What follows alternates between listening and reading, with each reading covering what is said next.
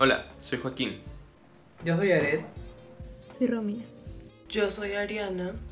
Y yo soy Sebastián y esto es Perú Oscuro. Sean todos bienvenidos a la continuación de esta serie de videos. En el video anterior dimos una contextualización de los aspectos generales del tema.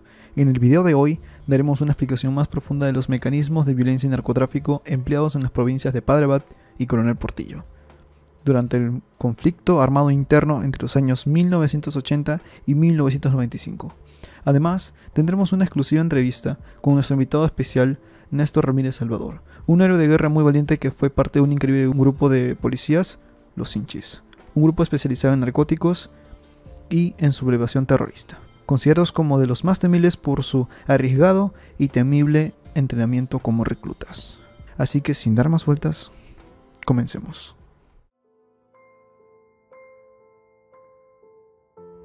Hablando del narcoterrorismo, ¿usted ha presenciado en esas épocas que comenzaron a tener alianzas entre ellos? ¿Apoyaban entre ellos los narcotraficantes y terroristas?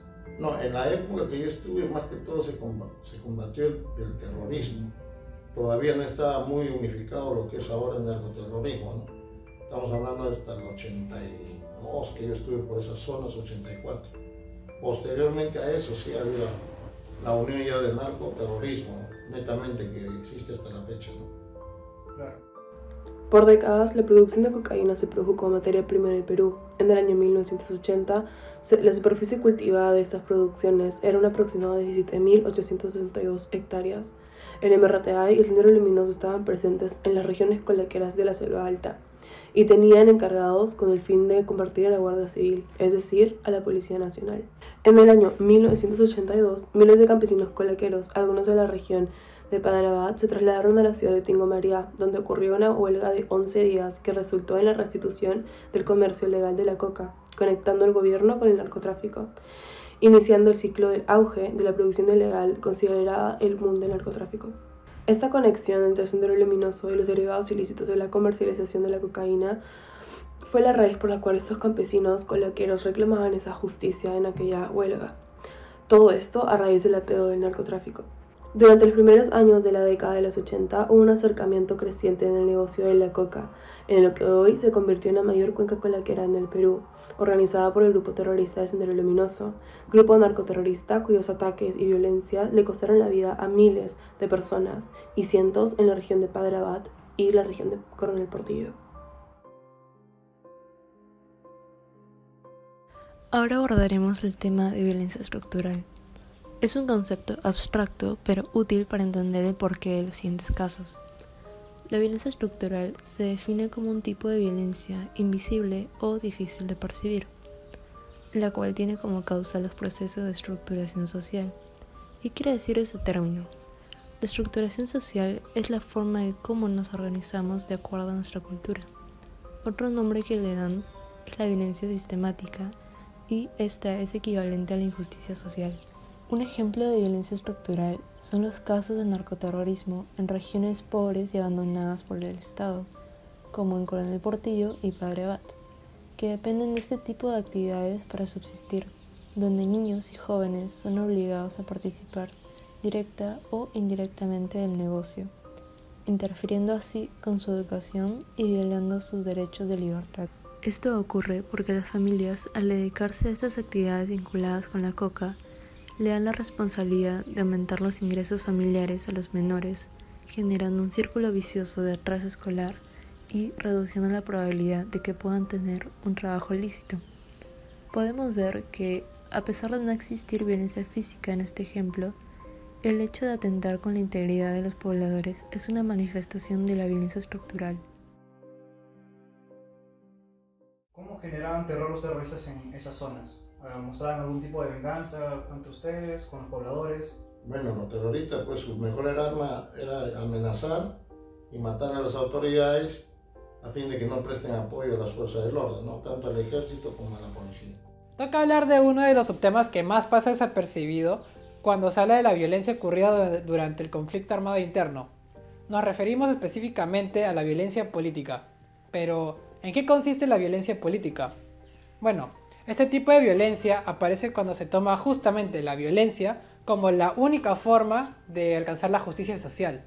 Justamente esto ocurrió en el conflicto armado interno, cuando tanto el MRTA como Sendero Luminoso crearon los denominados Ejércitos de Liberación, al pensar que la lucha armada era el único camino a seguir. Entre los mecanismos más utilizados de violencia política durante aquella época estuvieron las advertencias visuales, las amenazas, las torturas y las mutilaciones, como formas de aterrorizar a la gente y obtener su objetivo.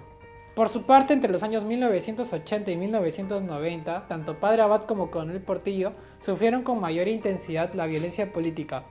Esta, a su vez, provocada por las manifestaciones que provocaron el MRTA y Sendero Luminoso. Entre la población afectada por la violencia política en Padre Abad se encuentran 3 autoridades fallecidas, una autoridad desaparecida, 44 civiles desaparecidos, 8.808 civiles desplazados, 7 discapacitados, 127 huérfanos, 201 civiles torturados y 175 civiles fallecidos.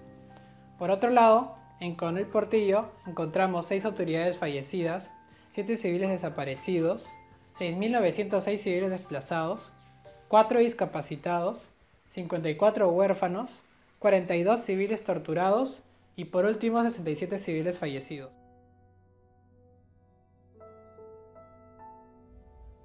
¿Qué mecanismos de violencia directa presenció con su unidad?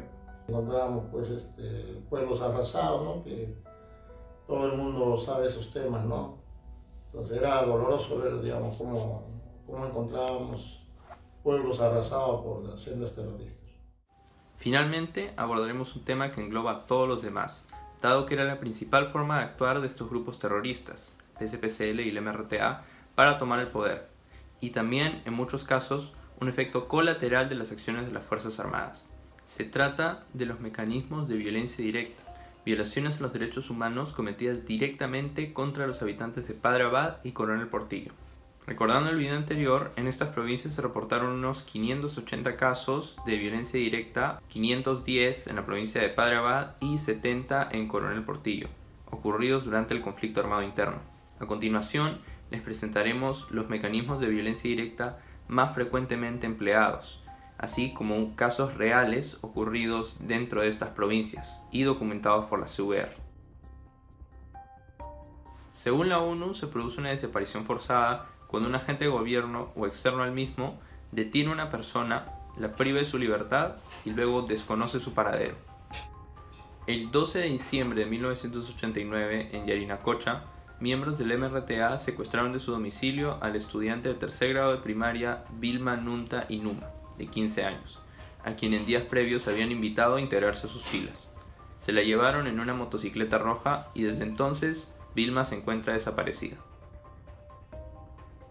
Utilizados sistemáticamente por los grupos terroristas para causar terror en la población y deshacerse de aquellos que se oponían a su proyecto de tomar el poder, especialmente aquellos que poseían cierta posición de liderazgo. En 1991, en Yarinacocha, miembros del PSPCL asesinaron a Roberto Ruiz Vargas, alcalde de dicha localidad. Estos generalmente también terminaban con la tortura o el asesinato de la víctima. En 1989, en el centro poblado de Previsto, distrito de Padre Abad, miembros del PSPCL se llevaron a Alejandro Mauro Claudio Espinosa con el pretexto de que les enseñe a utilizar armas de fuego. Al día siguiente, su cadáver fue encontrado con heridas de bala en las piernas. Fue sepultado por sus familiares, en el lugar donde lo hallaron.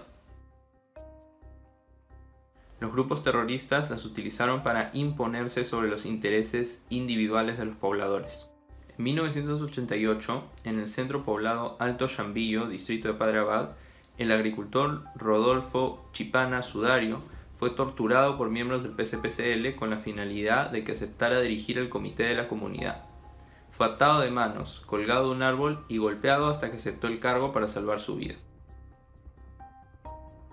Una de las torturas más crueles que involucra casi exclusivamente a las mujeres. Se reportaron 15 de estos casos en las provincias de Padre Abad y Coronel Portillo, 14 cometidos por miembros de las Fuerzas Armadas y 1 por miembros del PSPCL. Y estos han sido los mecanismos de violencia y narcotráfico empleados en las provincias de Padre Abad y Coronel Portillo durante el conflicto armado interno.